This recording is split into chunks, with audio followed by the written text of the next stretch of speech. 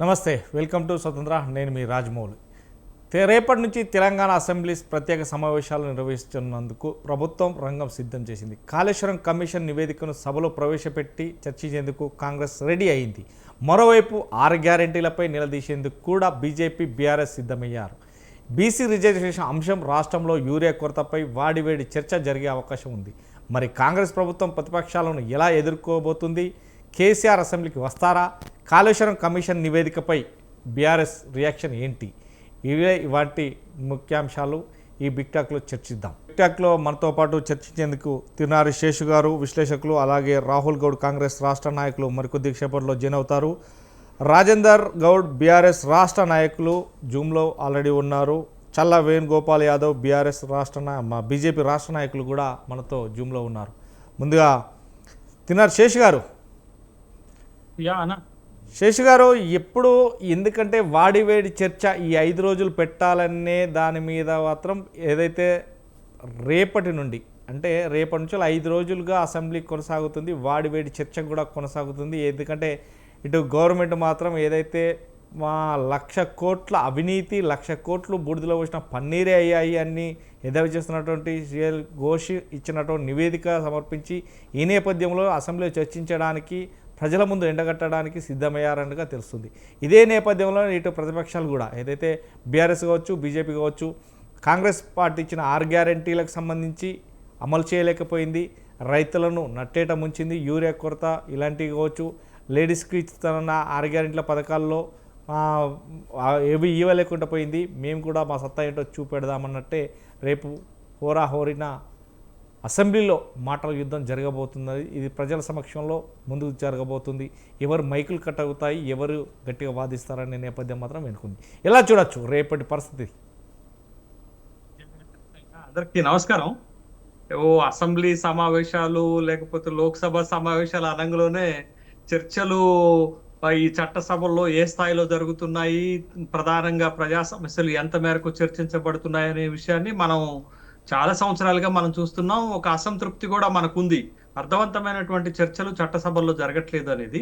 But అది ప్రతి సమావేశానికి పరాకాష్ఠకు చేరుకుంటుంది అనే విషయాన్ని మనం గమనించాలి. అయితే గత అసెంబ్లీ సమావేశాలు, బడ్జెట్ సమావేశాలు చాలా కీలకమైనటువంటి సమావేశాలు. అప్పుడు కూడా సమావేశాలు వాడి వేడిగా జరిగినటువంటి సందర్భం ఉన్నది.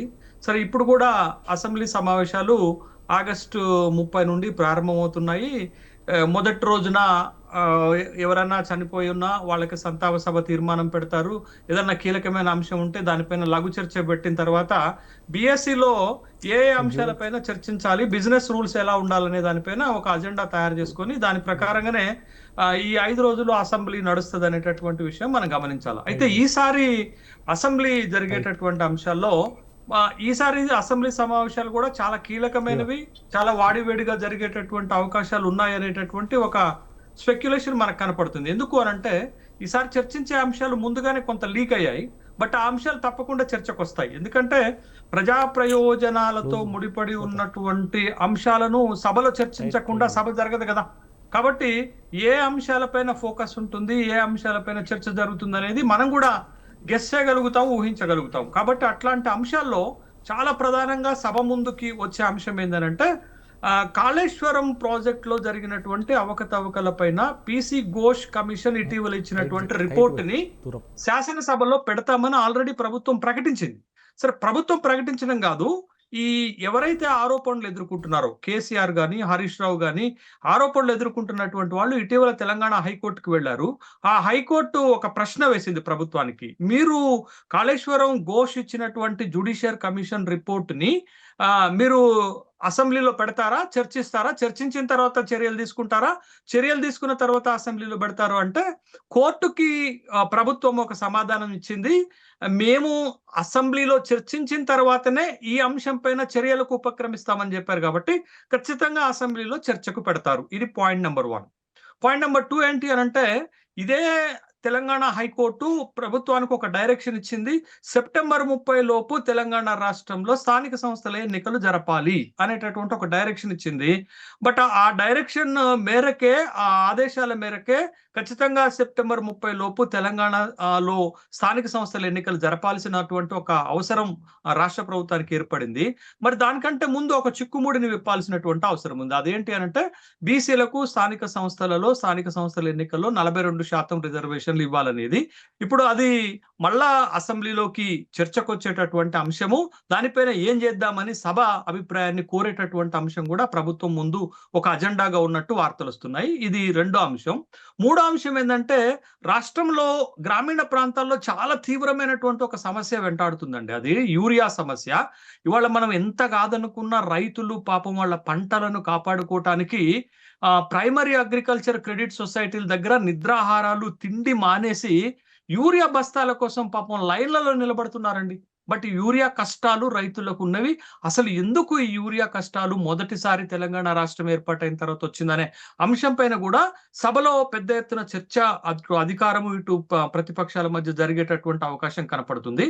ఇక నాలుగో అంశంగా ఏంటి అనంటే ఇటీవల కురుస్తున్నటువంటి వర్షాలు, వరదలు, పంట నష్టము, ఆయా జిల్లాల్లో వచ్చినటువంటి నష్టం, దానిపైన కూడా చర్చ జరిగేటటువంటి అవకాశం ఉంది. ఇంకొక ఐదో కీలకమైనటువంటి అంశం ఏంటంటే ఈ నదీ జలాల పంపిణీ వివాదాలు ఆంధ్రప్రదేశ్, తెలంగాణ మధ్య ఉన్నాయి. ముఖ్యంగా బనకచర్ల ప్రాజెక్టు విషయంలో తెలంగాణ అసెంబ్లీలో ఖచ్చితంగా పెద్ద ఎత్తున చర్చ జరిగేటటువంటి అవకాశం ఉంది. ఎందుకంటే బనకచర్ల వల్ల తెలంగాణకు నష్టం జరుగుతుందనే ఒక అభిప్రాయం అయితే అటు గోదావరి బేసిన్ లోను, ఇటు కృష్ణా బేసిన్ లోను నదీ జలాలు పునఃపంపకం జరగాలి, తెలంగాణకు ఎక్కువ వాటా ఇవ్వాలనేటటువంటి డిమాండ్ మనం చేస్తున్నటువంటి నేపథ్యంలో సెంట్రల్ వాటర్ కమిషన్ కానీ, జలశక్తి కమిషన్ కానీ, లేకపోతే కేంద్ర జలశక్తి మినిస్ట్రీ కానీ పెద్దగా చర్యలు చేపట్టినటువంటి సందర్భం లేదు. కాబట్టి దానిపైన కూడా మనం ఏ విధంగా ముందుకెళ్ళాలి అనే అంశం పైన ఈ 5 కీలకమైనటువంటి అంశాలు చర్చకు వస్తాయి. వీటితో పాటు మనం కాస్త మసాలా జోడించాలనుకుంటే సభలో కేసీఆర్ సభకు వస్తారా రారా? ఇప్పటికి దరిదాపు తెలంగాణ రాష్ట్రం ఏర్పడిన తర్వాత 5-6 సార్లు శాసనసభ సమావేశాలు జరిగితే 2 సార్లే తను అటెండ్ అయినట్టుగా మనకి రికార్డ్స్ లో మనకు కనపడుతుంది. బట్ కేసీఆర్ వచ్చినా రాకపోయినా కేసీఆర్ రారని అనుకుంటున్నాను. ఎందుకు రారని నేను అనుకుంటున్నానంటే ఇప్పుడు ఈ కాళేశ్వరం పైన చర్చ సందర్భంగా ఈ బాధ్యత అంతా హరీష్ రావుకు అప్పచెప్పారు. హరీష్ రావు తోటి ఎర్రవెల్లి ఫామ్ హౌస్ లో కేసీఆర్ మాట్లాడుతున్నారు. ఎట్లా సభలో ఏ వ్యూహాన్ని అనుసరించాలనే దానిపైన వాళ్ళు వ్యూహం రూపొందించుకుంటున్నారు. అంటే బహుశా కేసీఆర్ సభకు రాకుండా హరీష్ రావు తోటే కాళేశ్వరం ప్రాజెక్టు, కాళేశ్వరం నివేదిక పైన సమాధానాలు ఇప్పించేటటువంటి అవకాశం ఉన్నట్టుగా మనకి కనపడుతుంది. తర్వాత ప్రతిపక్షాలు ఖచ్చితంగా అధికార పక్షాన్ని కార్నర్ చేయాలి అంటే, అధికార పక్షాన్ని ఇబ్బందులకు గురి చేయాలంటే, అధికార పక్షాన్ని డిఫైన్ చేయాలంటే, వ్యూహాత్మకంగా వాళ్ళ ట్రాప్ లోకి లాగాలంటే వాళ్ళ దగ్గర ఉన్నటువంటి అస్త్రం ఏంటి అంటే కాంగ్రెస్ పార్టీ ప్రతిష్టాత్మకంగా రాష్ట్రంలో అమలు చేస్తామని హామీ ఇచ్చినటువంటి, అమలు చేస్తున్నటువంటి, అమలు చేయలేనటువంటి కొన్ని హామీలు 6 గ్యారంటీలు. 6 గ్యారంటీలు అత్యంత కీలకమైనటువంటి అంశాలు ఉన్నాయి. అవి ఇంతవరకు కూడా ప్రజలకు అందుబాటులోకి రాలేదు. ఆ అందుబాటులోకి రానటువంటి అంశాలపైన ఉదాహరణకు మహిళలకి 2,500 రూపాయలు ఇచ్చేటటువంటి కార్యక్రమం చేయలేదు. తర్వాత వృద్ధాప్య పెన్షన్లు 2,000 నుంచి 4,000కు పెంచుతామన్నారు, పెంచలేదు. తర్వాత ఈ గృహజ్యోతి పథకంలో కూడా కత్తెరలు పెట్టేటటువంటి కార్యక్రమం చేస్తుంది, దానికి సంబంధించింది. తర్వాత ఇందిరమ్మ ఆత్మీయ భరోసా కింద గ్రామీణ ప్రాంతాల్లో ఉన్నటువంటి భూమి లేని వాళ్ళకి 12,000 రూపాయలు ఇచ్చేటటువంటి కార్యక్రమం మొదలుపెట్టి దాన్ని ఆపేశారు. అదేవిధంగా రాజీవ్ యువనేస్తం కింద ఆగస్టు 15నే లబ్ధిదారులను ఎంపిక చేస్తామన్నారు, ఇంకా ఎంపిక చేయలేదు. బట్ ఇవన్నీ కూడా శాసనసభలో చర్చకు వచ్చేటటువంటి అవకాశం ఉంది. అయితే ఈ చర్చ సందర్భంగా ఎవరిది పైచేయి అవుతుంది అనేది ఆ సభలో చర్చ జరుగుతున్నటువంటి క్రమాన్ని మనం చూడాలా. అయితే గత ఒరవడిని గనక మనం చూస్తే, గతంలో శాసనసభలో జరిగినటువంటి గనక మనం చూస్తే ఎక్కడో ప్రతిపక్షాలు సరిగా ప్రభుత్వాన్ని కార్నర్ చేయలేదు. అంశాలు ఉన్నప్పటికీ కూడా ప్రభుత్వాన్ని ఇరకాటంలో పెట్టేటటువంటి వ్యూహాత్మక ఎత్తుగడలు వేయటంలో ఫెయిల్ అయ్యాయి. ఒక చిన్న ఎగ్జాంపుల్ చెప్పి నేను ముగించేస్తాను. ఏంటి అనంటే జగదీశ్వర్ రెడ్డి మాట్లాడిన ఒక చిన్న మాటతోటి లాస్ట్ టైం జరిగిన బడ్జెట్ సమావేశాలు మొత్తాన్ని ప్రభుత్వం తన హోల్డ్లోకి తీసుకుంది, తన క్యాప్చర్ చేసేసి ప్రతిపక్షాన్ని డైలమాలోకి నెట్టేసింది. ఇప్పుడు బీజేపీకి బలం లేదు, 8 మంది సభ్యులే ఉన్నారు. ఏదన్నా ప్రభుత్వాన్ని ఇరకాటంలో పెట్టాలి అంటే బలమైనటువంటి ప్రధాన ప్రతిపక్షం బీఆర్ఎస్ఏ. కానీ బీఆర్ఎస్ ఏ చిన్న తప్పుటడుగు వేసినా అది ప్రభుత్వానికి ఒక అంది వచ్చిన ఆయుధం అవుతుంది. ఖచ్చితంగా బీఆర్ఎస్ ని కంట్రోల్ చేసేటటువంటి అవకాశం తన చేతుల్లోకి తీసుకుంటుంది. కాబట్టి ఒక వ్యూహాత్మకంగా బీఆర్ఎస్ గనక వ్యవహరిస్తే ప్రభుత్వము ఇరకాటంలో పడుతుంది. బట్ ఇప్పటి వరకు ఆ విధమైనటువంటి వ్యూహము అసెంబ్లీలో బీఆర్ఎస్ చేసినట్టుగా నాకైతే కనపడలేదు. బట్ రేపటి సమావేశాల్లో ఏం జరుగుతుందో వేచి చూద్దాం. రైట్. రాజేంద్ర గౌడ్ గారు నమస్తే. నమస్తే. రేపటి పరిస్థితులు మొత్తం మీద అసెంబ్లీ మీద కట్టుదిట్టమైన బందోబస్తు కూడా ఏర్పాటు చేస్తున్నారు. ఎందుకంటే కాళేశ్వరం ప్రాజెక్టునే ప్రధానంగా తెలంగాణ ప్రజలకు దాని పూర్తి వివరాలు ఖచ్చితంగా తెలియాల్సిన పరిస్థితి ఉంది. 1,00,000 కోట్ల అవినీతికి సంబంధించి మొత్తం మీద జరిగినటువంటి, అంటే 1,00,000 కోట్లు ఎవరు తిన్నారు, 1,00,000 కోట్లకు సంబంధించి అక్కడ కట్టడాలకు సంబంధించి అదంతా కూడా ఈ అవినీతిమయం అయిపోయింది. ఎందుకంటే తెగిపోయిన సందర్భం, దాంట్లో చుక్క నీరు ఆపలేదు. ఆపినా కానీ ఇప్పుడు ఊళ్ళకుళ్ళు అంటే ఉన్న గ్రామాలు మొత్తం కొట్టుకుపోతాయి అనేది నిన్న సీఎం రేవంత్ రెడ్డి చెప్పినటువంటి వ్యాఖ్యలు. దీనికి సంబంధించి తెలంగాణ ప్రజలకు వివరించాలి, ఖచ్చితంగా దీని మీద చర్చ జరపాలనే ఇప్పుడు అసెంబ్లీ సెషన్ పెట్టడం జరిగింది 5 రోజులుగా. కానీ దీని లోపల ప్రభుత్వం చేస్తున్నటువంటి మాటలు ఇచ్చి తప్పిన దారిలో మేము కూడా ఖచ్చితంగా ఎక్కడ తగ్గేదేలే అంటుండు కూడా బీఆర్ఎస్లో ఉన్నట్టుగా తెలుస్తుంది, ఎమ్మెల్యేల జోర్స్. కానీ దీనికి మాజీ సీఎం కేసీఆర్ గారు వస్తారా రారా, రాకపోతే ఎలా ఉంటుంది, వస్తే ఎలా ఉంటుంది, వచ్చి సమాధానం చెప్పాల్సిన బాధ్యత ఎంతైనా ఉంది అని అనుకుంటారు. సరే, ఇప్పుడు 1,00,000 కోట్ల అవినీతి అని మీరు అంటున్నారు కదా. టోటల్ ప్రాజెక్ట్ కాస్టే 80,000 to 1 crore, 1,20,000 crores. మరి దీంట్లో 1,00,000 కోట్ల అవినీతి జరుగుతుందా సార్? మీరు ఒక్కసారి ఆలోచన చేయాలి. ఈ మాట ప్రభుత్వంలో ఉన్న పెద్దలు మారు కూడా ఊకే 1,00,000 కోట్ల అవినీతి అంటే ప్రాజెక్ట్ కాస్ట్ కూడా 1,00,000 కోట్లు లేదు అక్కడ. అయితే ఈ కాళేశ్వరం అన్న ఒక ప్రాజెక్టుతోనే ఎన్ని వేల ఎకరాలు, ఎన్ని లక్షల ఎకరాలు సాగునీటి జరుగుతున్నా సార్? ఇలా పంటలు పండిస్తలేరా రైతన్నలు? కాళేశ్వరం ప్రాజెక్టు దేశానికే కాదు ప్రపంచంలోనే ఒక రికార్డ్, అతిపెద్ద ప్రాజెక్టుగా. ఆ ప్రాజెక్టుతోని కరీంనగర్ అటువంటి కొన్ని జిల్లాలు ఆ రోజు వ్యవసాయానికి దూరమైన జిల్లాలన్నీ కూడా ఇవాళ వ్యవసాయం లోపల, ఇవాళ భారతదేశం లోపల మనం గతంలో చూస్తే తెలంగాణ అనేది 14వ స్థానం నుండి ఇవాళ మొదటి స్థానంలోకి వచ్చింది కాళేశ్వరం ప్రాజెక్ట్ ఒక డెవలప్మెంట్తో కాదా? మీరు ఒక్కసారి ఆలోచన చేయండి. మరి ఇంకొకటి కూడా మీరు ఒక్కసారి చూసినట్లయితే, ఏదైతే తెలంగాణ లోపల కాంగ్రెస్ పార్టీ గవర్నమెంట్ ఏర్పడ్డదో వచ్చిన మొదటి రోజు నుంచి కూడా వాళ్ళు కాంట్రవర్సల్ లోపల పోతున్నారు, కానీ వాళ్ళు ఇచ్చిన హామీలను దెబ్బేయడం లోపల పోతున్నారు. కానీ అంటే తప్పుదారి పట్టించే విధంగా, అంటే ప్రజల యొక్క దృష్టిని మల్పించే విధంగా వాళ్ళు ఇచ్చిన హామీల గురించి మాట్లాడకుండా కేవలం కాళేశ్వరం 1,00,000 కోట్లు. మరి 1,00,000 కోట్ల అవినీతి నిజంగా జరిగి ఉంటే మరి 2 ఏళ్ల సంధి ఏం చేస్తా ఉన్నారు? మరి ఈ కాళేశ్వరం ప్రాజెక్ట్ అనేది ఇయ్యాల కట్టింది ఏం కాదు. ఇది తెలంగాణ వచ్చిన తర్వాత 2014 వెళ్ళి నడుస్తున్న ప్రాజెక్ట్. ఇది నడుస్తున్న క్రమం లోపల కేంద్ర ప్రభుత్వం కూడా ఉన్నది కదా. కేంద్ర ప్రభుత్వంలో ఉన్న మోడీ గారు కూడా వచ్చి కాళేశ్వరం ప్రాజెక్టుని ప్రశంసించడం జరిగిందా లేదా? మీరు ఒక్కసారి ఆలోచన చేయండి.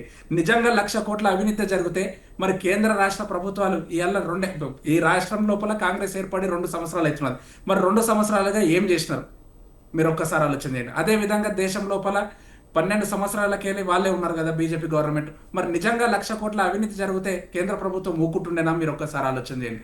కాబట్టి ఇటువంటి అవాస్తవమైన పరిస్థితులను, అవాస్తవమైన మాటలను ఊకుకే అనుకోవడం తప్ప వేరేది ఏం జరగదు. తెలంగాణ ప్రజానీకానికి, ఈ సమాజానికి ఎటువంటి మేలు కూడా జరగదు. నేను ముఖ్యంగా చెప్తున్నా చూడండి, ఇవాళ ప్రభుత్వం ఎంత ఘోరమైన పరిస్థితి ఉన్నది అంటే, మీరు ఇంతకుముందు విశ్లేషకులు గారు కూడా అన్నారు ఏమని, 6 గ్యారెంటీల లోపల ఒక్క గ్యారెంటీ కూడా జరగలేదు సార్. ఒక్క గ్యారెంటీ కూడా జరగలేదు. ఉదాహరణకు మేము చెప్పాలంటే, ఇప్పుడు ఇందిరమ్మ ఇండ్లు అన్నారు, ఉత్తగానే లిస్టులు వస్తున్నాయి, కానీ ఎక్కడన్నా ఎవరన్నా బెనిఫిషియరీ అనేది ఒక్క పర్సన్ అన్న ఉన్నాడా? మీరు ఒక్కసారి ఆలోచన చేయండి. రైతు బంధు వాళ్ళు 15,000 అని వాళ్ళే అన్నారు. మరి అలా రైతు బంధు వచ్చిందా సార్ ఎక్కడన్నా? రైతు బంధు 12,000 వేసినారు కదా. మళ్ళీ అందులోపల ఎన్నో కటింగ్లు. మళ్ళీ అదేవిధంగా మీరు రాజీవ్ యువ వికాసం అన్నారు. ఈ రాజీవ్ యువ వికాసం కింద ఒక్క స్టూడెంట్ అన్న ఈ తెలంగాణ రాష్ట్రం లోపల ఒక్కరన్నా లబ్ధి చెందినరా? అదేవిధంగా గృహజ్యోతి అన్నారు, లేకపోతే ఆడబిడ్డలకు పెన్షన్ అన్నారు, స్కూటీలు అన్నారు, తులం బంగారం అన్నారు. ఇప్పటి వరకు ఒక్క ఆడపిల్ల కన్నా తెలంగాణ రాష్ట్రం లోపల ఒక్క ఆడబిడ్డ కన్నా ఒక తులం బంగారం వచ్చిందా, ఒక్క ఆడపిల్ల కన్నా ఒక స్కూటీ వచ్చిందా, మీరు ఒక్కసారి ఆలోచన చేయండి. కాబట్టి ఇటువంటి మీరు ఇచ్చిన హామీలను దెబ్బేయడానికే, ప్రజల దృష్టిని మలపడానికే ఉత్తగా ఏదో కబురు మాటలు అంటే 1,00,00,000 ప్రాజెక్ట్ కాస్టే 1,00,00,000 లేని 1,00,00,000 అవినీతి జరుగుతుందా, మీరు ఒక్కసారి ఆలోచన చేయాలి. కాబట్టి ఇటువంటి మాటలు బంద్ చేసుకొని అట్లీస్ట్ ఒక సభ లోపల ముఖ్యమంత్రి గారు అంటున్నారు ఏమని, ఆయన మా జిల్లా వాసే, వికారాబాద్ జిల్లా లోపల ఉన్న కొడంగల్కి గెలిచారు. ఎంత ఘోరాది ఘోరం అంటే సార్, మనం గతం లోపల చూస్తే ఒక ఎన్టీ రామారావు గారు కావచ్చు, కిరణ్ కుమార్ రెడ్డి గారు కావచ్చు, రాజశేఖర్ రెడ్డి గారు కావచ్చు, చంద్రబాబు నాయుడు గారు కావచ్చు, ఇట్లా మనం అప్పటికెళ్ళి కూడా మనకు అవగాహన మేరకు కూడా ఒక ముఖ్యమంత్రులను చూస్తే కేసీఆర్ గారు కూడా కావచ్చు, వాళ్ళు గెలిచిన జిల్లాను ఎంత మంచిగా అభివృద్ధి చేశారు. మీరు ఒకసారి విజయవాడ చూసుకోండి, చిత్తూరు తీసుకోండి, కడప తీసుకోండి, ఇట్లా. కానీ ఇవాళ వికారాబాద్ జిల్లా పరిస్థితి ఏమున్నా సార్, ఉడా అని చెప్పిండు, కాడా అని చెప్పిండు. ఇవాళ కొడంగల్ అర్బన్ డెవలప్మెంట్ అథారిటీతో ఏం జరిగింది, వికారాబాద్ అర్బన్ డెవలప్మెంట్ అథారిటీతో ఏం జరిగింది. ఈ జిల్లాలకు రండి మీరు. గత 10 సంవత్సరాలలో జరిగిన అభివృద్ధి తప్ప కొత్తగా వీరు ముఖ్యమంత్రి అయ్యి కూడా ఈడ చేస్తున్నది ఏం లేదు.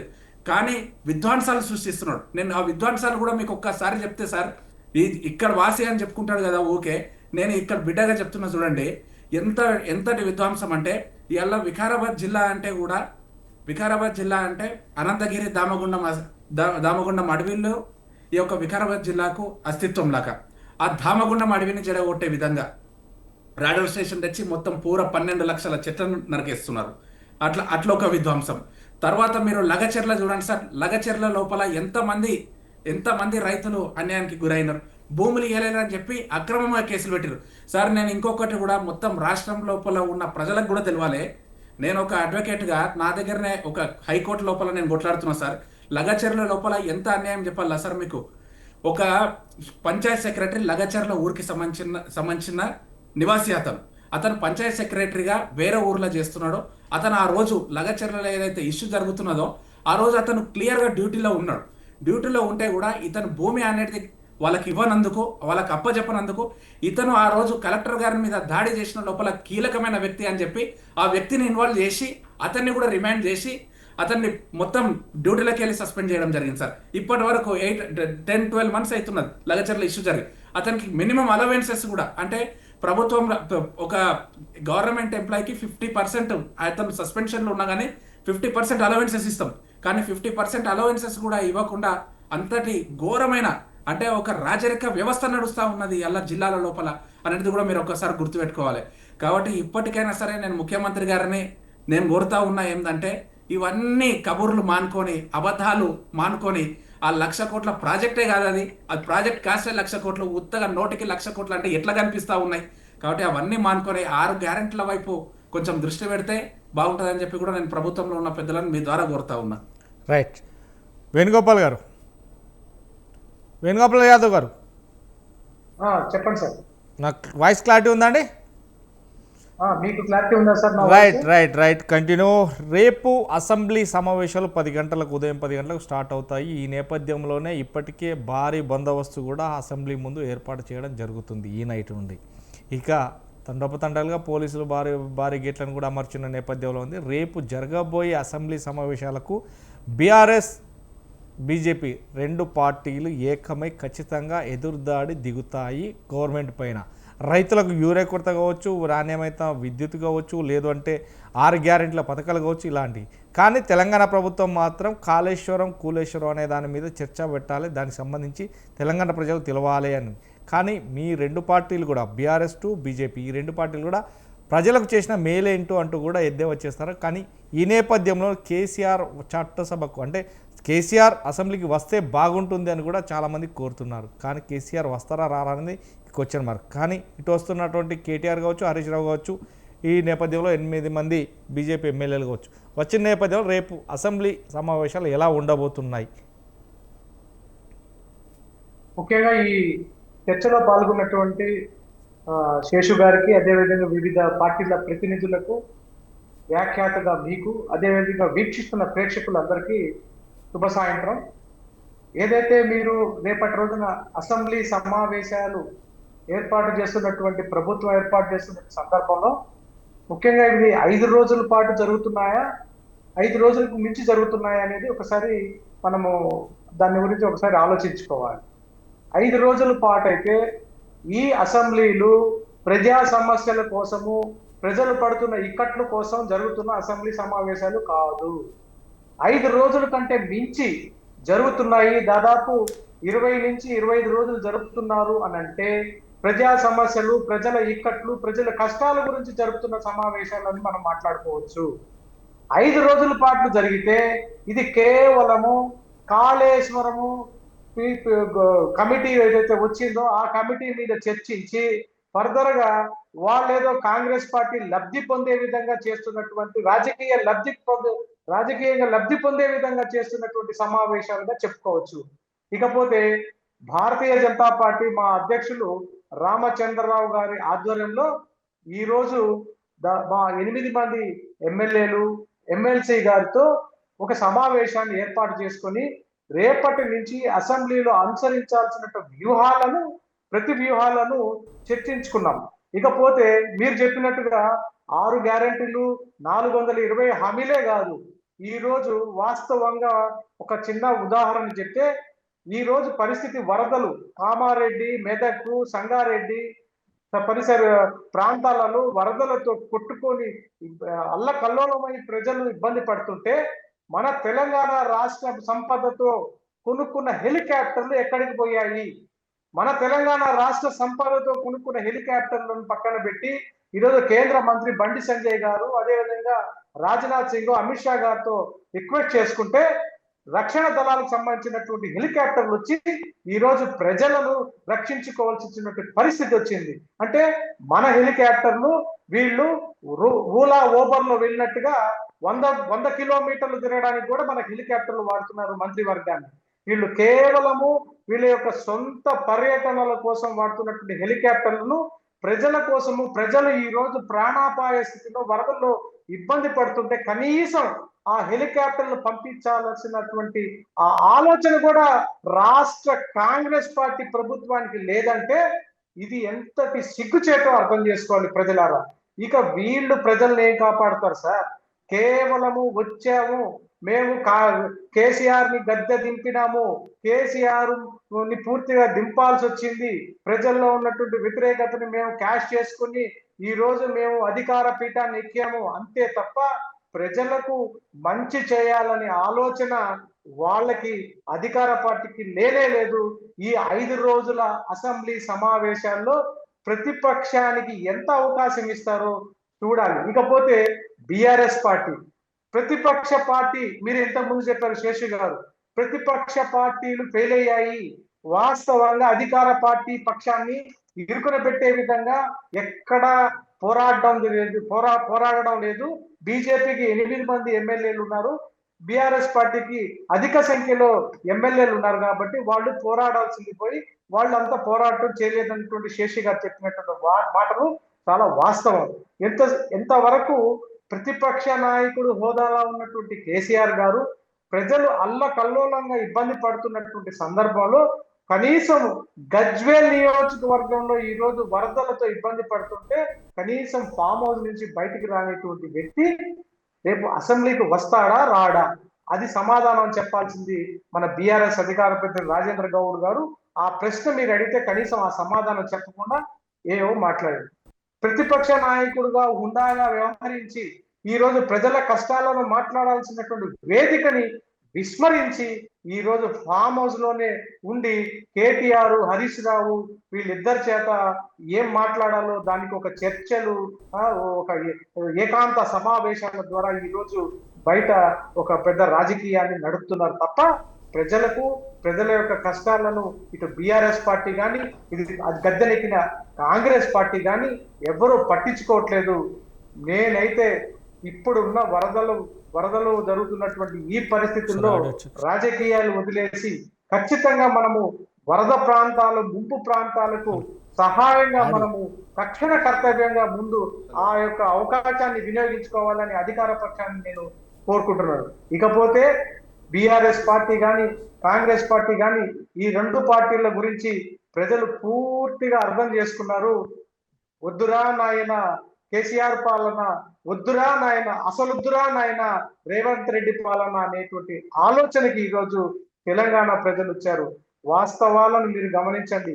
ఇప్పటికిప్పుడు ఎన్నికలు కానీ జరిగితే ఏది ఎంపీటీసీలు కానీ జెడ్పీటీసీలు కానీ ఏదైతే స్థానిక సంస్థలు బీసీ రిజర్వేషన్లు 42% రేపు జరిపేటువంటి ఎన్నికల విషయంలో కానివ్వండి, యూరియా విషయంలో కానీ ఇవన్నీ మీరు ఒక్కొక్కసారి చూస్తే రేవంత్ రెడ్డి కేవలము కేవలము డైవర్ట్ చేసుకుంటూ ఒక ఇష్యూని కవర్ చేసుకోవడానికి ఇంకొక ఇష్యూని ముందుకు తీసుకురావడము, ఈ విధమైనటువంటి డైవర్ట్ పాలిటిక్సే తప్ప తెలంగాణలో ఎటువంటి ప్రజలకు ఉపయోగపడేటువంటి ఎటువంటి సంక్షేమాన్ని కానీ ఎటువంటి వారికి సంబంధించి ఏ ఒక్క కార్యక్రమం చేపట్టడం లేదు. ప్రజలు విసిగెత్తిపోయినారండి. ఏ డిపార్ట్మెంట్ లో కూడా పనులు కావడం లేదు. దయచేసి ఇప్పటికైనా ఏదో ప్రతిపక్షాలను నిర్వహించే విధంగా ప్రతిపక్షాలను తొక్కేసే విధంగా తప్ప ప్రజల సంక్షేమం గురించి అసెంబ్లీ సమావేశాలు పెట్టాలి. అది 5 రోజులు కాదు, 5 రోజుల కంటే మించి దాదాపు 20 నుంచి 30 రోజులు సమావేశాలు పెట్టాలి. అన్ని సమస్యలు చర్చలు జరగాలి. ఏదో ఒక వేదిక ఎలా ఉండాలంటే ఆ సమస్యకు పరిష్కారం చేసే విధంగా అసెంబ్లీ ఉండాలి తప్ప అటు ఇటు ఏదో పిఆర్ రేటింగ్లకు మిమ్మల్ని మేము తిట్టినాము, మమ్మల్ని మీరు కొట్టినట్టు మిమ్మల్ని కొట్టినట్టు మీరు ఏడ్చినట్టు చేయడానికి అండర్స్టాండింగ్ గేమ్ నడుస్తుందండి. రైట్ వేణుగోపాల్ గారు, మళ్ళీ మీ దగ్గరకు వస్తాను. రాహుల్ గౌడ్ కాంగ్రెస్ రాష్ట్ర నాయకులు కూడా మనతో ఇప్పుడు లైవ్లో జాయిన్ అయ్యారు. రాహుల్ గారు, రేపు జరగబోయే అసెంబ్లీ సమావేశాలకు సంబంధించి ఈ నేపథ్యంలోనే రేపు ఉదయంనే 10 గంటలకు స్టార్ట్ అవుతున్న నేపథ్యం ఉంది. దీనికి కేసీఆర్ వస్తారా అనేది వారి గోప్యతగా ఉంది. కానీ ఇటు బీఆర్ఎస్ కావచ్చు, బీజేపీ కావచ్చు, ఈ రెండు కూడా 6 గ్యారంటీలపైనే నిలదీసేందుకు బీజేపీ బీఆర్ఎస్ సిద్ధమయ్యాయి. ఈ నేపథ్యంలో రిజర్వేషన్ 42% బీసీ రిజర్వేషన్ కావచ్చు, లేదంటే తెలంగాణ రైతులు ఇప్పుడు రోడ్లపైన అల్లాడుతూ చెప్పులు స్టాండ్లో పెట్టుకొని ఎప్పటికప్పుడు ఒక సుమారుగా కిలోమీటర్ మేర బారులు తీరిన జనం ఉంటుంది యూరియా కొరత పైన. ఇలాంటి అంశాలపైన రేపు ఖచ్చితంగా పోరాడాలని ఒక దిక్కు చూస్తే మాత్రం ప్రభుత్వం ఖచ్చితంగా ఏదైతే కాళేశ్వరంకు సంబంధించిన మేడిగడ్డ బ్యారేజ్ పైనే ఖచ్చితంగా దీని శ్వేతపత్రం విడుదల చేసిన కాబట్టి దీన్ని ఇప్పటికే వేసల్ ఘోష్ గారు ఇచ్చిన నివేదికను ఆధారంగా రేపు చర్చించాలన్నది. అంటే రేపటి పరిస్థితులు ఎలా తట్టుకుంటారు, ఎలా మాట్లాడగలుగుతారు, అసలు రేపటి కార్యాచరణ ఎలా ఉండబోతుంది, వాడివేడి చర్చ అయితే జరుగుతానే తెలుస్తుంది. ముందుగా ప్యానల్ పెద్దలకు మీకు నమస్కారం సార్. ముఖ్యంగా ఏంటంటే తెలంగాణ రాష్ట్రం అంతా ఈరోజు హాట్ టాపిక్ కావడం కారణం ఏంటంటే కేసీఆర్ అసెంబ్లీకి రాడు. ఇప్పుడే కాదు, రేపు కూడా రావడానికి మాకు తెలుసు, గన్ షాట్, దాంట్లో ఎటువంటి డౌట్ లేదు. ఎందుకంటే ఆయన తలుచుకోలేడు. ఎందుకంటే చేసిన తప్పులన్నీ కప్పిపుచ్చుకునేందుకు ఈరోజు ఫామ్ హౌస్కి పరిమితమైందని చెప్పి ప్రజలు ఒక ప్రతిపక్ష నాయకుడికి ఇచ్చారు. ఆ ప్రతిపక్ష నాయకుడు బాధ్యతలు కూడా అట్లీస్ట్ మోసడంటే ఒక బాధ్యతలు కూడా మోసలేడు. అసెంబ్లీలో గలం విప్పాలని మా ముఖ్యమంత్రి రేవంత్ రెడ్డి గారు మీరు చాలా వీడియోలో కూడా చూసే ఉంటారు. ఎందుకంటే ఒక రావాలి, బాధ్యత ఉన్నది, నిన్ను గజ్వెల్ నుంచి ఒక స్థానిక ఒక ఎమ్మెల్యే గెలిపించారని చెప్పి గజ్వెల్ ప్రజలకు ఏం సమాధానం చెప్తావు అని చెప్పన్నాడు. ఇదివరకు మా కాంగ్రెస్ నాయకులు కూడా ప్రశ్నించారు. గజ్వెల్కి నియోజకవర్గానికి పోడు, అసెంబ్లీకి రాడు, దేనికి రాడు. ఎందుకంటే ఈ రాష్ట్రం పట్ల ఆయనకి బాధ్యత ఉంది. ఎందుకంటే గత 10 సంవత్సరాలు ఒక రాష్ట్రానికి ముఖ్యమంత్రిగా పాలించిండు. మొదటి ముఖ్యమంత్రి అని చెప్పి వాళ్ళు ఏదో డప్పు కొట్టుకొని తిరిగినంత మాత్రాన అది అంత ఈజీగా కాదు. ఎందుకంటే ఈ రాష్ట్రం మీద నువ్వు ఎన్ని కోట్లు దోసుక తిన్నావో తెలంగాణ ప్రజలకు తెలుసు, ఇతర పార్టీ నాయకులకు అందరూ తెలుసు, ఈవెన్ మీ బీఆర్ఎస్ పార్టీ నాయకులకు కూడా తెలుసు. రాహుల్ గారు సార్, కంటిన్యూ. యూరియా కొరత అనేది రాష్ట్ర ప్రభుత్వం కాదు సార్ తప్పు, బీజేపీ ప్రభుత్వం, కేంద్ర బీజేపీ ప్రభుత్వం తప్పు అని చెప్పి తెలంగాణ ప్రజలకు కూడా అర్థమవుతుంది, రైతులకు కూడా అర్థమవుతుంది. ఎందుకంటే మనకు రావాల్సిన ఈ ప్రత్యేక తెలంగాణ రాష్ట్రానికి మనకి రావాల్సిన 9,80,000 మెట్రిక్ టన్నులు రావాలి. అందులో మనకి ఇచ్చింది ఎంత? 5,32,000 మెట్రిక్ టన్నులు మనకి యూరియా ఇచ్చింది. అది ఎప్పుడు రావాల్సింది? జూలై నాటికి రావాల్సింది. మనకు ఆగస్టు వరకు ఎప్పుడు ఇచ్చారు? మనకి 6,60,000 ఇచ్చారు. మనం ఇంత రోజుకింత లాస్ అవుతున్నాం. మనం గట్టిగా పార్లమెంట్లో మా 8 మంది ఎంపీలు మాట్లాడితే 50,000 మెట్రిక్ టన్నులు పంపించింది. ఈరోజు రాష్ట్ర ప్రభుత్వం మీద ఇంతగానో ప్రజలు వ్యతిరేకిస్తున్నారు అని చెప్పి దాన్ని చూసుకుంటూ మోడీ కానీ ఇక్కడున్న 8 మంది ఎంపీలను గెలిపించారు. కొంచెం ఆ ఎంపీల కన్నా కొంచెమన్నా అనిపించాలి కదా అసలుకు. ఎందుకు అసలు తెలంగాణ ఉప్పు కారం తింటారు కదా, ఆ ఎంపీలన్నా ఏదన్నా ఈ రాష్ట్రం ఇంక 2 కేంద్ర మంత్రులు ఉన్నారు ఈ రాష్ట్రానికి, వాళ్ళు అసలుకు దేనికి పనికిరారు. అసలుకు కేంద్ర ప్రభుత్వం నుంచి రూపాయి కూడా తీసుకురాకుండా ఇక్కడ నవ్వు కూడా తెలంగాణ రాష్ట్రంలో తిరుగుతురు. వరదలు వస్తే పట్టించుకోరు. ఏ దానికి ఈవెన్ నిన్న కూడా మీరు చూసారు కదా సార్, ఈవెన్ రేవంత్ రెడ్డి గారు కూడా ప్రత్యేకంగా అక్కడికి వెళ్ళి మరి మెదక్ అక్కడ మొత్తం పర్యటించి మరి చూసి మరి ఆ సమస్యలు విని మరి తెలుసుకొని ప్రజలు హెలికాప్టర్లు ఉంటే 4 హెలికాప్టర్లు సెంట్రల్ గవర్నమెంట్ నుంచి వచ్చిన హెలికాప్టర్లు వచ్చినంత వరకు దిక్కులేదు. కాపాడింది సెంట్రల్ గవర్నమెంట్ హెలికాప్టర్లు, సెంట్రల్ గవర్నమెంట్ బృందం.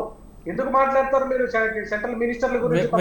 వేణుగోపాల్ గారు నేను మళ్ళీ మీ దగ్గరకు వస్తాం ఒక్క నిమిషం. మీ దగ్గరకు వస్తాం వేణుగోపాల్ గారు, వేణుగోపాల్ యాదవ్ గారు మళ్ళీ మీ దగ్గర. ఉంటే కనీసం తీసుకోపోయి కాపాడిన లేదు. రైట్ మంత్రులు జరగాలని రైట్ కంటిన్యూ. మనం అసెంబ్లీ దాని గురించి మాట్లాడు కంటిన్యూ. కంటే ఘోరంగా తిరుగుతున్నారు మీ మంత్రులు. రైట్ వేణుగోపాల్ గారు నేను మళ్ళీ మీ దగ్గరకు వస్తాం. ఇప్పుడు అసెంబ్లీ గురించి అంటే రేపు చర్చ జరుగుతుంది సార్. రాష్ట్ర ప్రజలందరూ కేసీఆర్ రావాలని కోరుకుంటున్నారు. కొద్దిగా మీ వాయిస్ వెంచరా, వినబడతలేదు మాకు.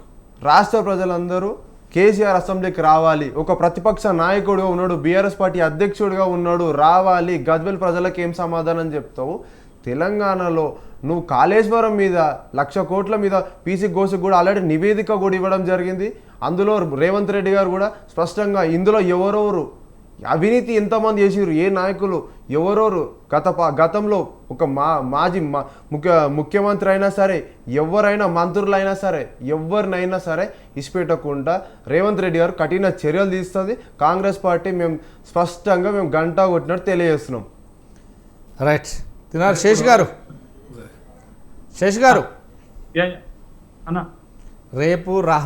రేపు వస్తున్నటువంటి సమయం అంటే ఇంకా మించుకొస్తుంది మిత్రమా, యుద్ధానికి సిద్ధం కాండి అన్నట్టే పరిస్థితులు అయితే ఆగబడుతున్నాయి. మొత్తం మీద అసెంబ్లీలో వాడివేడి చర్చ కంటే మొదలు రాష్ట్రంలో ఉన్న ప్రజలకు మాత్రం ఒక ఉర్రు తొలగిస్తుంది. అంటే రేపు ఏం జరగబోతుంది, ఈ 5 రోజుల అసెంబ్లీ సమావేశాలలో ఎవరు ఘరాన చేస్తారు, ఎవరిపైన పైచేయి సాధిస్తారు, రాష్ట్ర ప్రజలకు ఎలా మేలు జరుగుతుంది, అవినీతి ఎక్కడ జరిగింది, ఆశకరం ఎక్కడ జరిగింది, ఇచ్చిన మాటలు తప్పింది ఎక్కడ అనేది మాత్రం ఈ 3 ప్రధాన పార్టీల మాత్రం ఉండబోతుంది. తెలంగాణ గవర్నమెంట్ మాత్రం ఖచ్చితంగా బీఆర్ఎస్ పార్టీని ఖచ్చితంగా నిలదీస్తుంది. ప్రజల వద్దకు పాలన ఎలా ఉండబోతుందో ప్రజాపాలన చూపెడతామనేది కాంగ్రెస్ పార్టీ వాదన. ఇక బీఆర్ఎస్ బీజేపీ పాలన ఎలా ఉండబోతుంది, ఈ 2 పార్టీలు ప్రధానంగా ఇచ్చిన 6 గ్యారెంటీల పైన కావచ్చు, లేదంటే రైతుల ఎరువుల కొరత పైన కావచ్చు, ఇప్పుడు ఇలాంటి అంశాలపైనే ముందుకుంది.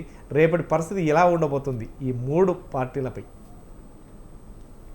గత సమావేశాల తీరుతెన్నులు చూస్తే మనకు ఒక అంశం స్పష్టమవుతుంది. ఇప్పుడు మీరు చెప్తున్నట్టు కత్తులు నూరుకుంటున్నారు, ఒకళ్ళపైన ఒకళ్ళు అసెంబ్లీలో మాటలతోటి దాడులు చేసుకోవటానికి కత్తులు నూరుకుంటున్నట్టుగా ఆల్రెడీ వారి ఆఫీసులలో, వాళ్ళ స్టేట్ ఆఫీసులలో ఆల్రెడీ మీటింగ్లు కూడా జరిగిపోయినాయి. వాళ్ళు ఎదుర్కొనేటటువంటి వ్యూహాలే. బట్ ఇది పార్టీల సమస్య కాదు, అది ఒక చట్టసభ, అది ఒక అత్యున్నతమైనటువంటి చర్చా వేదిక.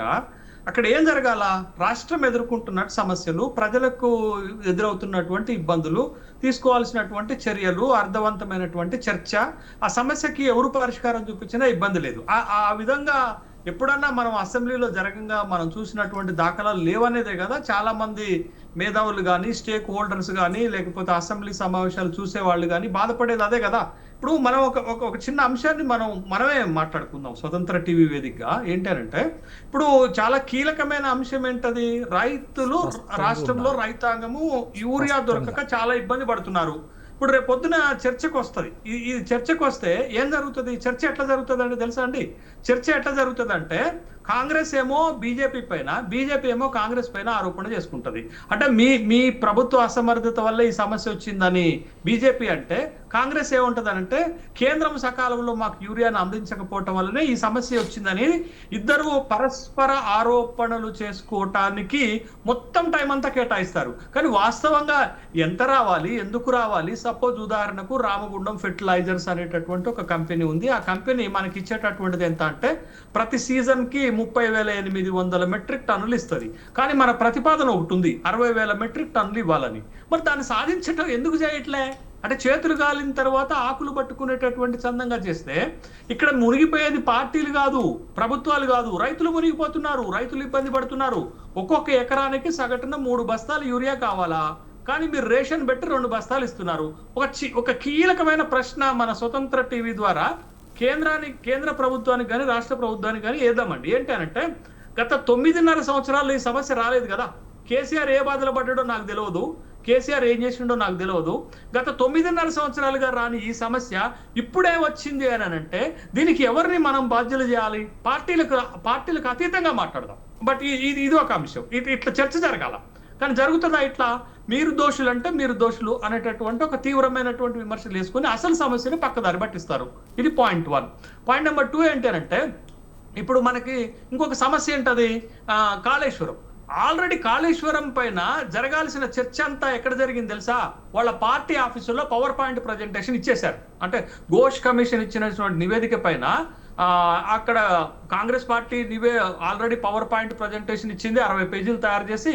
తర్వాత తెలంగాణ భవన్లో హరీష్ రావు ప్రజెంటేషన్ ఇచ్చారు. మళ్ళా అసెంబ్లీలోకి వచ్చి ఏం చేస్తారంటే ఒకళ్ళ మీద ఒకళ్ళు తప్పులు వేసుకుంటారు. బహుశా ఈ అంశంలో బీఆర్ఎస్ పార్టీకి గనక ఒక క్లెవర్ మూవ్ ఉండాలంటే వాళ్ళు లేవనెత్తాల్సిన అంశం ఏంటంటే, దీంట్లో పీసీ ఘోష్ కమిషన్ నివేదికలో ప్రధానమైనటువంటి ఆరోపణ ఏంటంటే క్యాబినెట్ ఆమోదం లేకుండా ప్రాజెక్ట్ కట్టారు. శేషి గారు, ఇది ఆల్రెడీ ఒక వాళ్ళ ఆఫీస్లోనే కాదు, ఆల్రెడీ అసెంబ్లీలో కూడా పవర్ ప్రజెంటేషన్ ఖచ్చితంగా ఇస్తామని ఈ రోజే స్పీకర్ గారిని కలిశారు కూడా బీఆర్ఎస్ నాయకులు. అదే నేను అనేది ఏంటది, ఇక్కడ ఒక మూవ్ ఏంటి అని అంటే, క్యాబినెట్ ఆమోదం లేకుండా కాళేశ్వరం కట్టారు అని అంటే క్యాబినెట్ సంబంధించినటువంటి రిజల్యూషన్స్ ని సభలో పెట్టండి అని ఒకటి అడగాలి. రెండోది ఏం అడగాలి అని అంటే, అసలు సభలో ఈ కాళేశ్వరం ప్రాజెక్టు పైన క్యాబినెట్ తీర్మానం అయిపోయిన తర్వాత చర్చ జరిగింది అని బీఆర్ఎస్ పార్టీ లేవనెత్తింది. ఆ చర్చకు సంబంధించిన రికార్డులు పెట్టమని అడగాల. బట్ ఇది ఏమవుతుందనంటే, దీంట్లో అవినీతి జరిగింది, ఇలా జరిగింది, అలా జరిగిందని ప్రభుత్వం దాడి చేస్తే ఆ డిఫైన్ చేసుకోవటానికే బీఆర్ఎస్ కి సమయం సరిపోతుంది. ఆ డిఫైన్ చేసుకునేటటువంటి క్రమంలోనే సభలో ఈ చర్చ పక్కదారి బట్టి అసలు వాస్తవాలు ప్రజల ముందుకు రావు. అసలు వాస్తవాలు ప్రజల ముందుకు రానప్పుడు ప్రజలు ఏం నిర్ణయం తీసుకుంటారు? ప్రజలు కాంగ్రెస్ వాళ్ళు కాంగ్రెస్ నిర్ణయం, బీఆర్ఎస్ వాళ్ళు బీఆర్ఎస్ నిర్ణయం. అసలు వాస్తవాలు ప్రజల ముందుకు రావాల్సినటువంటి అవసరం ఉంటుంది. బట్ అట్లాంటి వాస్తవాలను సభ నిష్పక్షపాతంగా బయటపెడుతుందా? గతంలో ఎప్పుడు పెట్టలేదు, ఇప్పుడు కూడా మనం ఆశించడం తప్పవుతుంది. రెండోది 42% రిజర్వేషన్ పైన 42% రిజర్వేషన్ పైన గతంలో ఇదే సభలో బిల్లు పెడితే 3 పార్టీలు ఏకగ్రీవంగా ఆమోదించాయి. 3 కాదు, 4వ పార్టీ కూడా, ఎంఐఎం పార్టీ కూడా ఏకగ్రీవంగా ఆమోదించింది. ఈవెన్ సిపిఐ పార్టీకి ఉన్నటువంటి ఒక సభ్యుడు కూడా ఆమోదించారు. మళ్ళా దీనిపైన ఏమి చర్చ జరుగుతుంది? బట్ ఏమి కంక్లూజన్, సభ కంక్లూజన్ తీసుకొచ్చేటటువంటి అంశం ఏముంటది? ఉండదు. బట్ దానిపైన కూడా ఏం చర్చ జరుగుతుంది? కాంగ్రెస్ ఏమో బీజేపీ పైన నింద వేస్తుంది, బీజేపీ ఏమో కాంగ్రెస్ పైన నింద వేస్తుంది. అంటే ఇది పరస్పర ఆరోపణలు చేసుకొని అసలు సమస్యలను పక్కదారి పట్టించి 5 రోజుల తర్వాత శాసనసభను సెనడైజ్ చేసుకుని వెళ్ళిపోవటం తప్ప వేరే ఏముంటుంది అనేది నా అభిప్రాయం. ఒక చిన్న ఎగ్జాంపుల్ మాట్లాడదామండి మనం. ఏంటి అని అంటే, ఇప్పుడు బనకచెర్ల మీద చర్చ జరిగింది అనుకోండి, అంతిమం ఏం రావాలా? బనకచెర్ల పైన మొత్తం అసెంబ్లీ అన్ని పార్టీలు ఒక యునానిమస్ రిజల్యూషన్, బనకచెర్ల కట్టడాన్ని మేము వ్యతిరేకిస్తున్నాము అని ఒక రిజల్యూషన్ తీసుకొని కేంద్ర ప్రభుత్వానికి పంపాలి. అది చిత్తశుద్ధి. కానీ బనకచెర్ల పైన ఏమి దాడి జరుగుతుంది?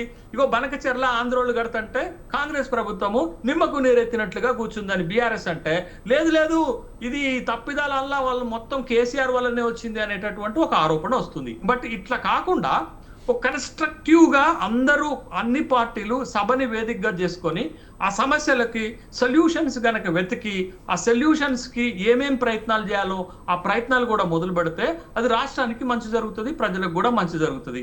బట్ అట్లా జరుగుతాయి ఆ పార్టీలు ఒకళ్ళపైన ఒకళ్ళు ఆరోపణలు చేసుకోవటానికే సభను ఒక వేదికగా వాడుకుంటున్నారు అనేది ఒక అసంతృప్తి అయితే ప్రజల్లో ఉంది, మేధావుల్లో ఉంది, స్టేక్ హోల్డర్స్ లో ఉంది, అటు మీడియాలో ఉంది, ఇటు మనందరం మాట్లాడుకుంటున్నటువంటి ప్యానలిస్టులలో కూడా ఉంది. బట్ ఇది ఒక అంశం అయితే, ఇంకొకటి మీరు చాలా పదే చర్చలో ప్యానలిస్టుల మధ్య నా మధ్య అందరి మధ్య ఒక తిరుగుతున్న అంశం ఏంటంటే, కేసీఆర్ సభకు వస్తారా రారా అని అంటే, మీరు ఒక అంశం చూడండి, 9.5 సంవత్సరాలు ముఖ్యమంత్రిగా ఉన్న కేసీఆర్ సెక్రటేరియట్కి వెళ్ళలేదు.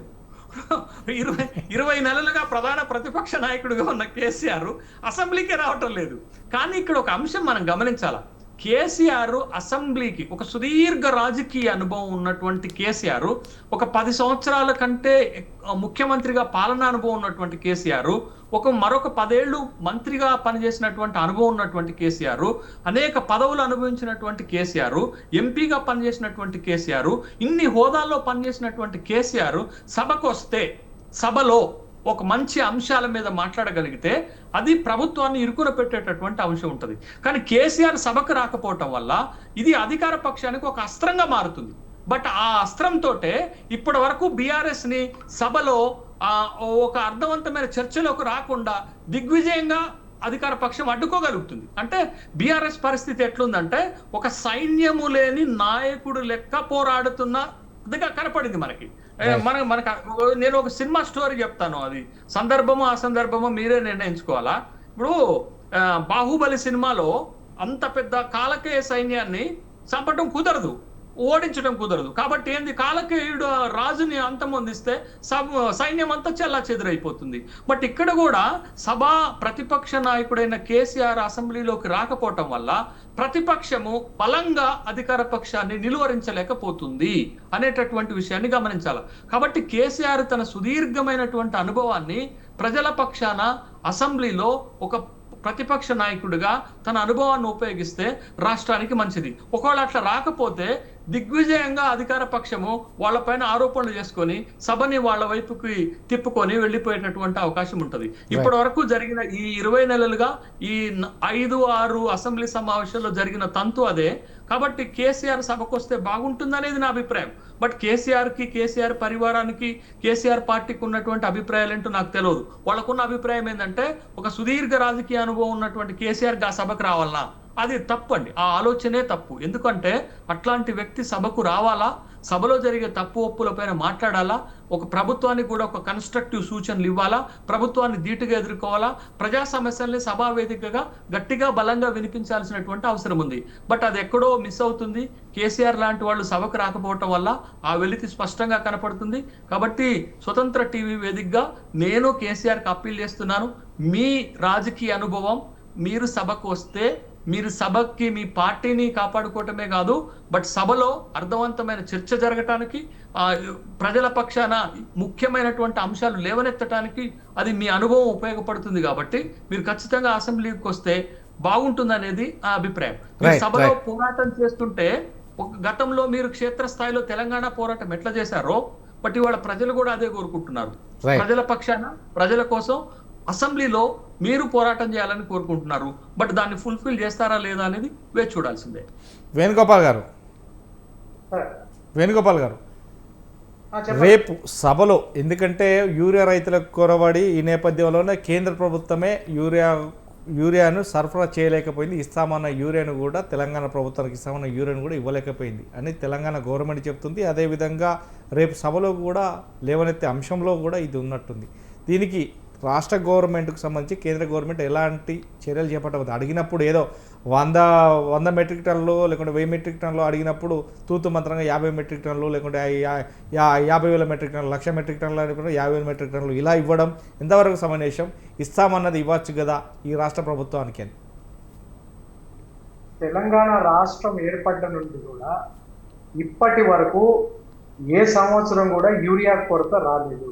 అంటే రాష్ట్రంలో గత 10 సంవత్సరాల కాలంలో ఈ కాంగ్రెస్ పార్టీ రాకముందు ఏదైతే బీఆర్ఎస్ ప్రభుత్వం ఉన్నటువంటి కేసీఆర్ గారు ముఖ్యమంత్రిగా ఎటువంటి కొరత ఎందుకు రాలేదు? అంటే అప్పుడు కేంద్ర ప్రభుత్వము ఇవ్వకుండానే జరిగిందా?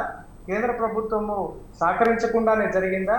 అంటే మనకి ఎంత యూరియా కావాలి, మనకి ఎంత ఎప్పుడు అవసరం అవుతుంది అనేటువంటి ఫుల్ ఆ యొక్క సంబంధిత అంశంలో ముందుగా ఫాలో అప్ చేసుకొని సంబంధిత అంశాన్ని పూర్తిగా కేంద్ర ప్రభుత్వంతో చర్చించి వెనకబడి ఫాలో చేసుకొని తెచ్చుకునే సత్తా మన రాష్ట్ర ప్రభుత్వానికి ఉండాలి.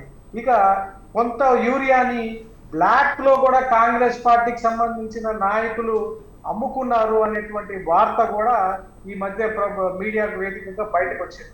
అంటే అంటే కృత్రిమంగా ఇది జరిగింది కాదు, యూరియాని బ్లాక్ లో అమ్ముకునేంత వరకు చేసినటువంటి జరిగిందనేటువంటి అంశాన్ని కూడా తెర మీదకి వచ్చింది. నేను ఏమైనా కానీ రాష్ట్ర ప్రభుత్వాన్ని కానీ, ఇప్పుడు వేరే రాష్ట్రాల్లో ఆంధ్రప్రదేశ్ కానీ, తమిళనాడు కానీ, వేరే రాష్ట్రాల్లో యూరియా కొరత ఎక్కడ లేదు, ఒక తెలంగాణలోనే ఎందుకుంది? ఒక తెలంగాణలోనే ఎందుకుంది అంటే మీరు అడిగినంత ఇవ్వలేదా? అడిగినంత ఇవ్వకపోతే మీరు ఢిల్లీకి 52 సార్లు 53 సార్లు పోయారే, పోయి ఎందుకు మీరు రిక్వెస్ట్ చేయకూడదు? ఎందుకు మీరు కూర్చొని తెచ్చుకోకూడదు? ఇక్కట్లో పడుతున్నటువంటి ప్రజలు చూడండి, ఈ గత ఇన్ని సంవత్సరాలలో ఎప్పుడు కూడా తెలంగాణ రాష్ట్రంలో ఈ విధంగా ఇబ్బందులు పడలేదు. దీని మీద మీరు దాని మీద పూర్తిగా నియంత్రణ కోల్పోయారు. మీ యొక్క మంత్రే తుమ్మల నాగేశ్వరరావు గారు ఇంతకుముందు మన శేషు గారు చెప్పినట్టు మన రామగుండం ఫర్టిలైజర్స్ నుంచి ఎందుకు మనం రాబట్టలేకపోయాము? ఇవన్నీ రాష్ట్ర ప్రభుత్వంలో ఒకరికొకరికి కమ్యూనికేషన్ లేదండి. ఒకరి యొక్క మంత్రిత్వ శాఖలో ఒకరి మంత్రిత్వ శాఖకి ఇన్వాల్వ్మెంట్ లేదు. అసలు ముఖ్యమంత్రి వేరే మంత్రిత్వ శాఖలో వేలు పెట్టడానికే లేదు. అటువంటి పరిస్థితులలో ఉంది ఈరోజు రాష్ట్ర ప్రభుత్వం. ఇక సమస్య ఎలా పరిష్కారం అవుతుంది? ముందు వీళ్ళకి సఖ్యత లేదు. ఇంకొక విషయం చెప్తే, ఇంత విధిగా ఇక్కడ తెలంగాణలో యూరియా ఇబ్బంది పడి ఇంత జరుగుతుంటే రేవంత్ రెడ్డి బీహార్ ఎన్నికల ప్రచారానికి పోతాడు.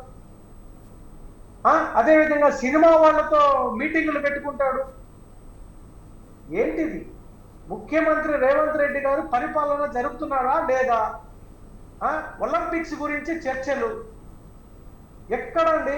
యూరియా మీద అతను ఒక ముఖ్యమంత్రి గారు ఒక మీటింగ్ పెట్టి ఈ సమస్యను ఎలా పరిష్కరిద్దామన్నటువంటి ఆలోచన ముఖ్యమంత్రి గారికి ఉందా? రైట్ వేణుగోపాల్ రైట్ అండి. రాజేందర్ ఇప్పుడు నా అంశం ఏంటంటే రాజేందర్ గారు రేపటి పరిస్థితి, ఎందుకంటే ఇటు బీఆర్ఎస్ కి సంబంధించి, బీజేపీకి సంబంధించి, ఇటు కాంగ్రెస్ సంబంధించి ఈ రెండు అస్త్రాలు కూడా బీఆర్ఎస్ పై మొగ్గు చూపుతున్న నేపథ్యం ఉంది. ఎందుకంటే ఈ రెండు పార్టీలు కూడా, కాంగ్రెస్ పార్టీ కావచ్చు, బీజేపీ పార్టీ కూడా కావచ్చు, ఈ రెండు పార్టీలతోనే తెలంగాణకు ఉపయోగం లేదు. ఈ రెండు పార్టీలకు కూడా తెలంగాణ పైన చిత్తశుద్ధి లేదు. నేను ఎంత స్పష్టంగా చెప్పగలుగుతా అంటే, ఇప్పుడు అన్నగారు చెప్పారు, నేను ఫ్లడ్స్ మీద మాట్లాడారు, అన్ని పార్టీలు కూడా ఒక తాటి మీదకి వచ్చి ఫ్లడ్స్ లోపల ఎఫెక్ట్ అవుతున్న పీపుల్ని కాపాడాలని, దాన్ని మినహాయిస్తే హెలికాప్టర్ల లెక్క పెట్టిండు, దాన్ని నేను ఒప్పుకుంటా. కానీ ఈ కేంద్ర ప్రభుత్వం కానీ రాష్ట్ర ప్రభుత్వం అంటే రెండు కూడా విఫలం. ఎట్లా అంటే ఇవాళ 8 ఎమ్మెల్యేలను పక్కకు పెడితే వాళ్ళు 8 మంది ఎంపీలను గెలిచారు సార్. ఇవాళ 8 మంది ఎంపీల లోపల 2 కేంద్ర మంత్రులు ఉన్నాయి. 2 కేంద్ర మంత్రులు పదవులు ఇక్కడ ఉంటే ఇవాళ పార్లమెంట్ సమావేశాల లోపల తెలంగాణ అంశం లేకుండా పార్లమెంట్ లోపల బిల్లులు అవుతున్నాయి సార్. ఈ దానిపైన మాట్లాడాలి. మరి ఈ 2 ఇద్దరు కేంద్ర మంత్రులు కూడా ఏం చేస్తా ఉన్నారు? మరి ఏమైనా నిధులు ఇస్తా ఉన్నారా? మరి ఇంతకుముందు కాంగ్రెస్ నాయకుడు యూరియా కొరత గురించి అన్నారు. మరి యూరియా కొరత మీద రాష్ట్ర ప్రభుత్వం విఫలమైనప్పుడు 2 కేంద్ర మంత్రి పదవులలో ఉన్నారు. అంటే ఒక ముఖ్యమంత్రి హోదా లోపల యూనియన్ మినిస్టర్లుగా ఉన్నారు వాళ్ళు. అంటే ఒక ముఖ్యమంత్రి హోదా ఆ స్థాయి ఉన్నది వాళ్ళకి. మరి వాళ్ళు ఎందుకు మాట్లాడారు ఈ యూరియా గురించి? మరి రాష్ట్ర ప్రభుత్వం విఫలమైనప్పుడు కేంద్రం నుంచి వాళ్ళు సాయం తీసుకోవాలి కదా, మరి దాని మీద మాట్లాడారు. అంటే ఈ 2 ప్రభుత్వాలు కూడా ఈ తెలంగాణకు ఉపయోగం లేని ప్రభుత్వాలు. అంటే మీరు ఇది చాలా స్పష్టంగా కూడా కనిపిస్తూ ఉన్నది. ఇవాళ అన్నగారే వేణన్నగారే చెప్తున్నారు, మన హెలికాప్టర్లు ఎక్కడ పోయినాయి? మరి 100 కిలోమీటర్ల పరిధిలో ఉన్నప్పుడు కూడా మంత్రులు హెలికాప్టర్ యూజ్ చేస్తుంటే ఇలా ఫ్లడ్స్ విషయం లోపల అంత డేంజర్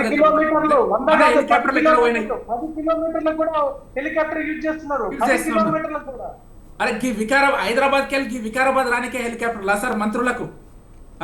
మరి అట్లాంటి పరిస్థితి ఉన్నప్పుడు మరి ఇప్పటికైనా సరే కేంద్ర ప్రభుత్వం కావచ్చు, రాష్ట్ర ప్రభుత్వం అయితే విఫలమైన పరిస్థితి. మనకు ప్రభుత్వం 2 నెలలకే ఏర్పడ్డది.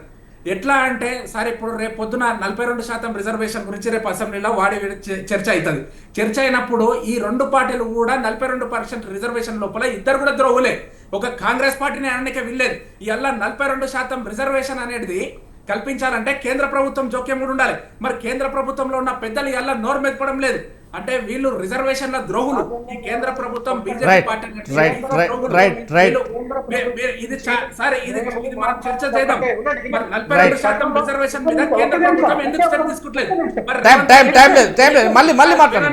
రాహుల్ రెడ్డి గారు వచ్చి ఢిల్లీ లోపల ధర్నా చేస్తే దానిపైన మీరు ఎందుకు మాట్లాడలేరు? రిజర్వేషన్ పైన